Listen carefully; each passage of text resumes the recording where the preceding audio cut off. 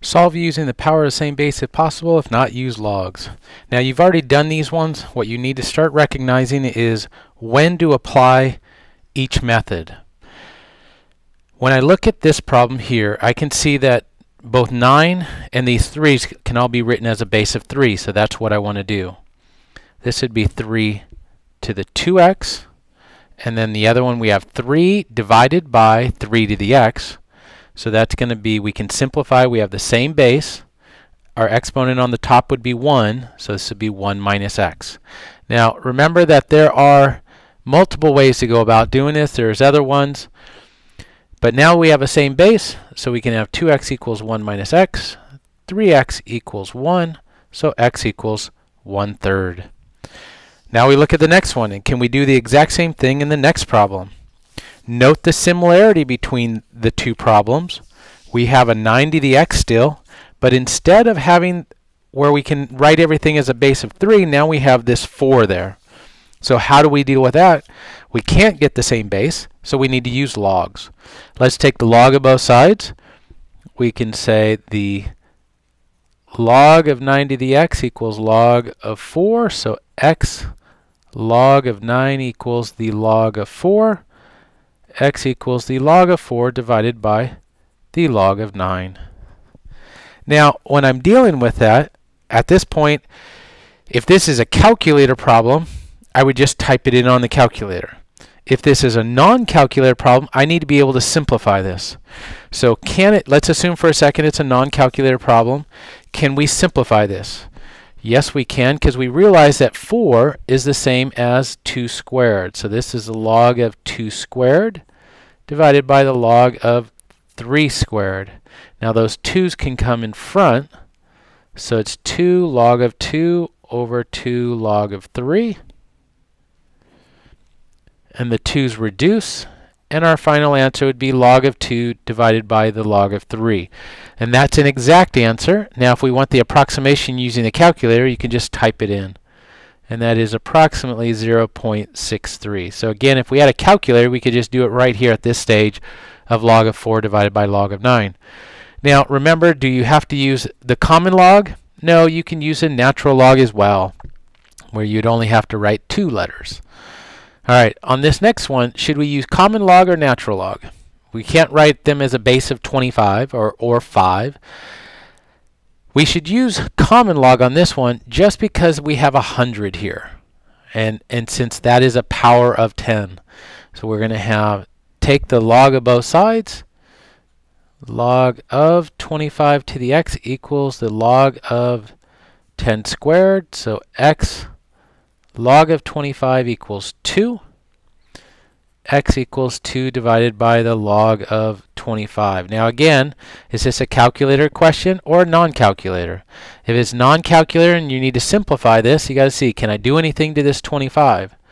In this problem, I could write this as log of 5 squared. So that's 2 divided by 2 log of 5, or in other words, 1 over log of 5. And we could type that in on our calculator, and at this point we have our approximate. X is approximately equal to 1.43.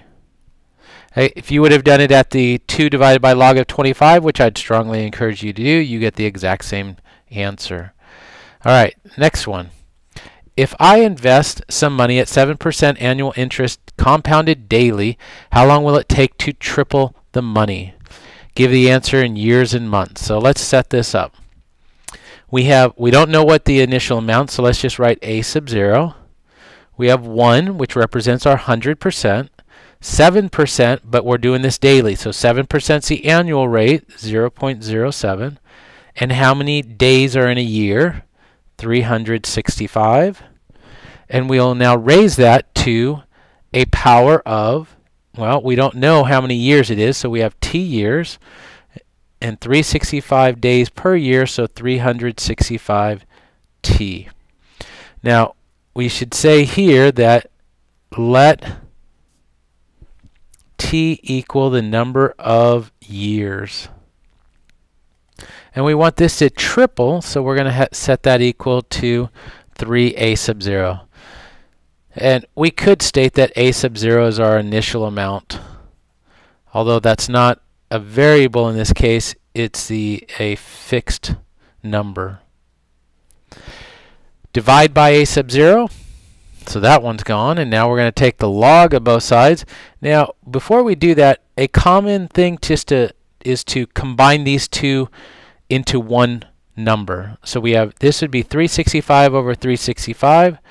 So we would have 365.07 divided by 365 raised to the 365t, and that equals 3.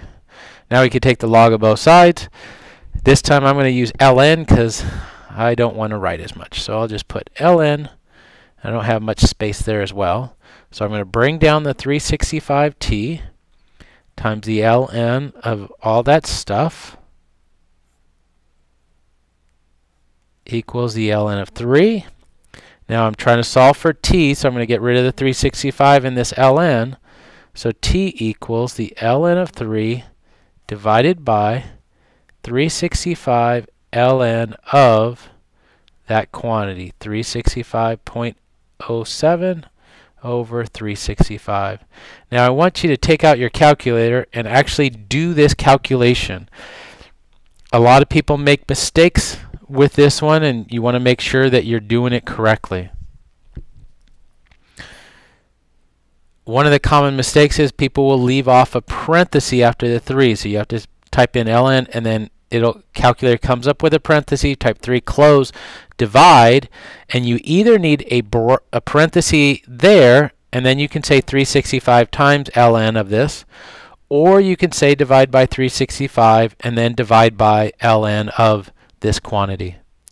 And when you do so, you'll get 15.695, etc. So now that is representing our years, and the problem says we're going to convert it to months and years, so we know it'll be 15 years. So on your calculator, take out hit minus 15, so we're just left with this 0.69 part, and with all the decimals, and this is years. Now think, in your chemistry class, you would use the railroad track stuff. We're going to multiply by a quantity that's basically equal to 1. How many years, and we want to convert to months, how many months in 1 year? So we have 12 months over 1 year.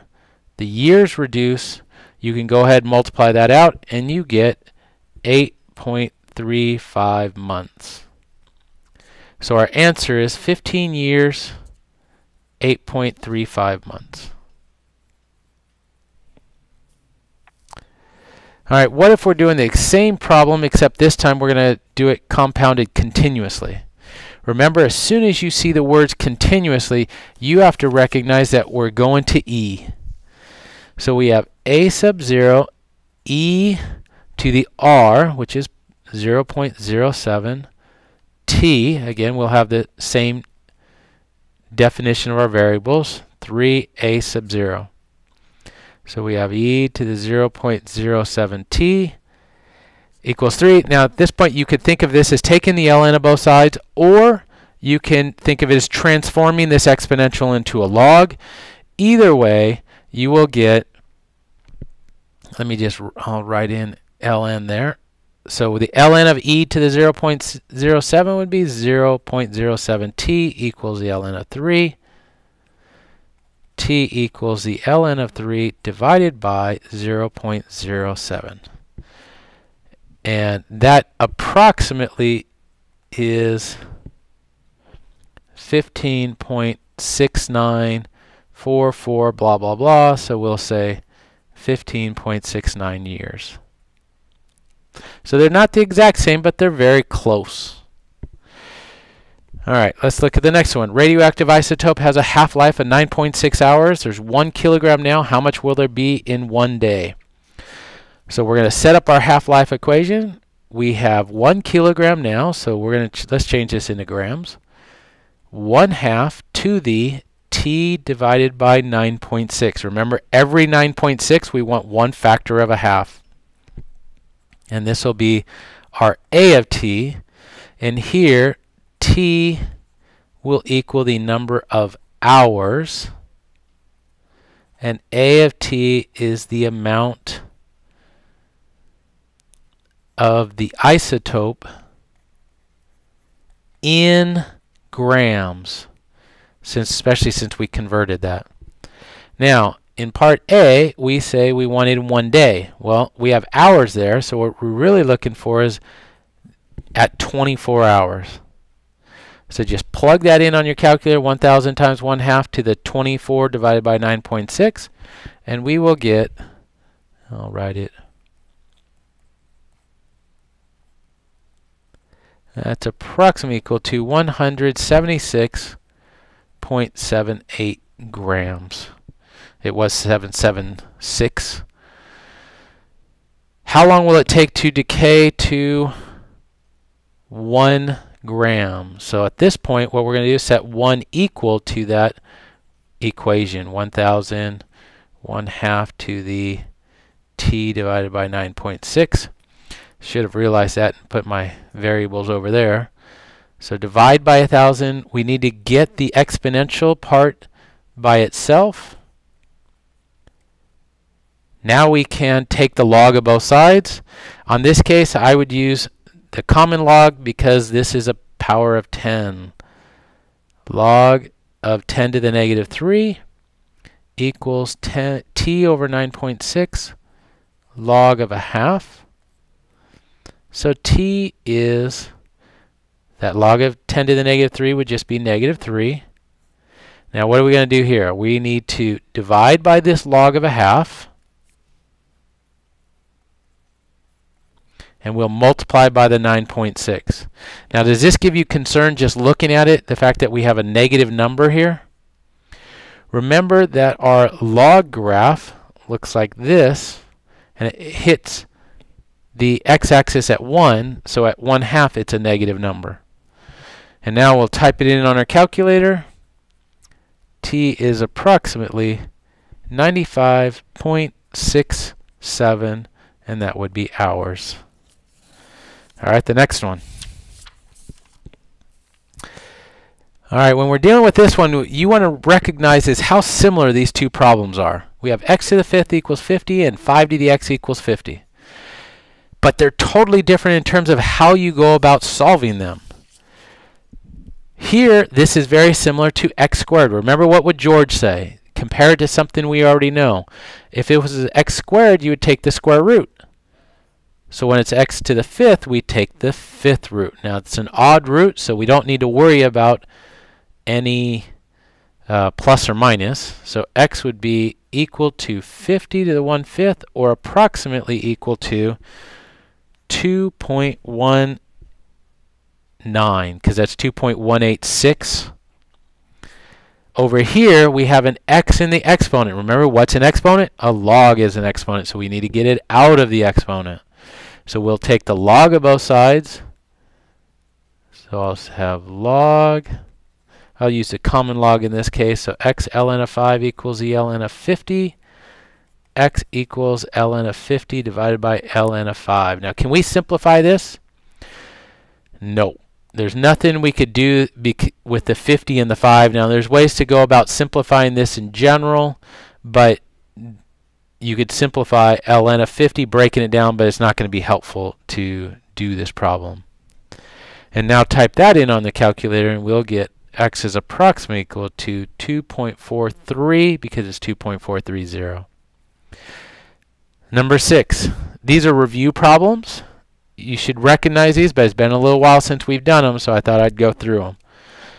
We recognize that this is a quadratic form. So if you needed to, you can say 3 to the x equals a. So this would be a squared minus 5a plus 4 equals 0. A minus 1, a minus 4. Now, before when we did this, remember, before I say that, you want to solve this completely. And now we'll substitute back in. Before, when we did this, we ended up with nice numbers, something that was a base of 3, for example, here. Over here, we can just look at this and realize 3 to what power equals 1. x equals 0. Or we could say log base 3 of 1, that's also 0. We could take the ln of both sides. On this next one, we need to take the ln because we can't get them to the same base. So we get x equals ln of 4 divided by the ln of 3. And you can type that in on your calculator. Now that's the exact value, and that's where we would stop if we didn't have a calculator. And with the calculator, you get 1.261, so we'll round that to 1.26.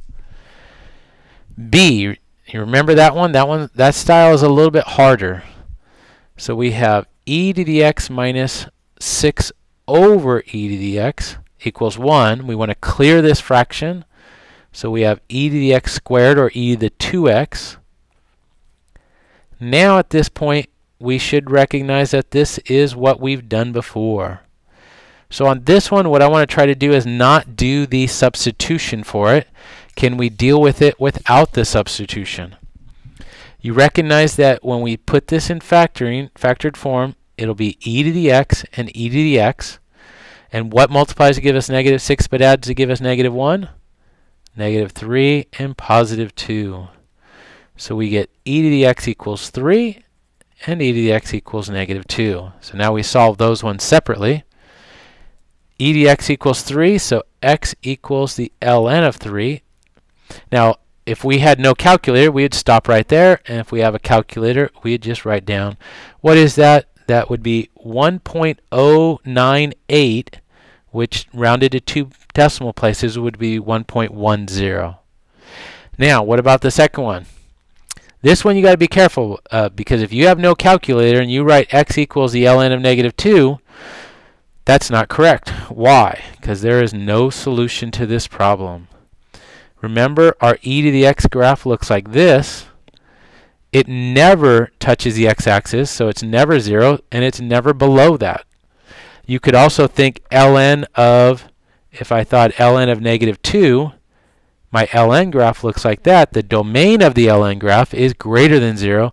ln of negative 2 is not possible over the domain of real numbers. All right, the next one, log base 7 of 2. We're going to set that equal to x. 7 to the x equals 2. Take the log of both sides, natural log, so we have x ln of 7 equals the ln of 2. X equals ln of 2 divided by ln of 7. And you could type that in on the calculator and we get 0.36 approximately. Now, I was hesitating whether I should even put part B in there, because if you see the pattern, it's really the same basic thing. You can just run through this one pretty quickly. So we get the ln of 9 divided by the ln of 5. And again, type that on the calculator, and we get 1.365, so 1.37. And the last one, we set this equal to x, so we get b to the x equals a. This time I'm going to take the log base c of both sides. Now let me erase that a, and so I can write that there. Log base c of a. So I get x log base c of b equals log base c of a. X equals log base c of a divided by the log base c of b. Now some of you will recognize this. You want to think about this. What is this? This is my change of base formula, where c has to be greater than 0 and c cannot equal 1. There you go. All right, the next one. Prove this. Now there's multiple ways to go about proving this kind of problem. I want to take a look at a couple, and even though this is getting long, this is good to do. What we're going to do when you're looking at a proof, start on one side. It's either the left or the right side. Which side is more complicated, but in this case we have two things on the left, so let's start with that. So what we're going to do is we're going to focus on this left side, and we'll do right now, let x equal log base a of b, and we'll let y equal log base b of c. If we transform this, we can say that this is a to the x equals b, and b to the y equals c. Now what do you notice about these two things? We have two equations, and we have a b in both of those. Well, I can take this b here, the a to the x, and plug it into there. So this will be a to the x to the y equals c, or a to the xy equals c. Now let's convert this exponential to a log. So we get log base a of c equals our exponent. And what is xy? X is log base a of b, and y is log base b of c. And what we have just done is we have proved it. We'll say ta-da. Alright, but there's another way you could do it. So we'll call that one method 1. It's kind of a standard way to approach it. Here will be method 2.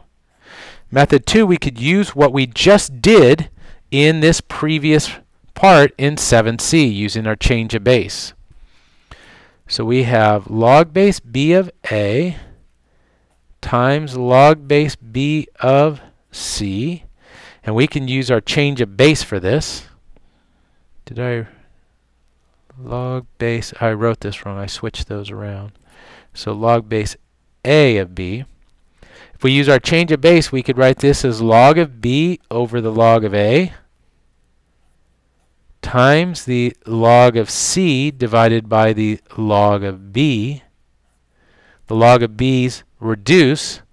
We're left with the log of c divided by the log of a. And now we'll go backwards. And we'll write log base a of c. And again, we're done. And there's one more method, method 3. And this one is the slickest one of all. Starting with the left side, we can use the change of base, and we could change it to any base, as that's what this part up here was saying. So let's leave the first one alone. And the second one, we're going to change it to log base a of c divided by log base a of b. Simplify. Look how beautiful that is. Alright.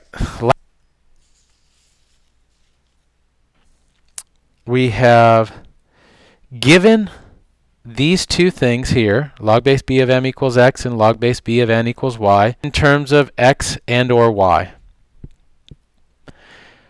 What this is telling us is b to the x equals m and b to the y equals n. So over here we have, I already have this set up as equals a for you. I should have had it just this first part. So you would have to recognize if that wasn't there that we're going to set it equal to a, and then we'll go ahead and simplify that. Transform it, we'll have n to the a equals b. So then what is n? N is b to the y. We come over here. So this is b to the ya equals b. We have two bases the same. So ya equals 1. Or in other words, a equals 1 over y. The next part. Similarly, we'll say n to the a equals b to the 1/2. So very similar to there. N is b to the y to the a equals b to the 1/2. Ya equals 1/2. A equals 1 over 2y. Now before I do this next one, try to do it yourself. On this one we have m over n to the a equals b. M is b to the x, n is b to the y, and we'll raise that to the a. Now let's simplify that. We have the same base, so we'll put it to the x minus y to the a equals b to the 1. So we have x minus y times a equals 1, or a equals 1 over x minus y. And the last one, simplify this thing without using any calculator. There are a whole bunch of ways to do it. There is no one right way to go about doing this problem. We could use a change of base. We could, yeah, we're not limited here. We could say that this is 1 over, for example, I could say log of 6 divided by log of 2 plus 1 over the log of 6 divided by the log of 3. Now we're dividing by the fraction. So in general, if I had 1 over a divided by b, this is the same as 1 times b divided by a.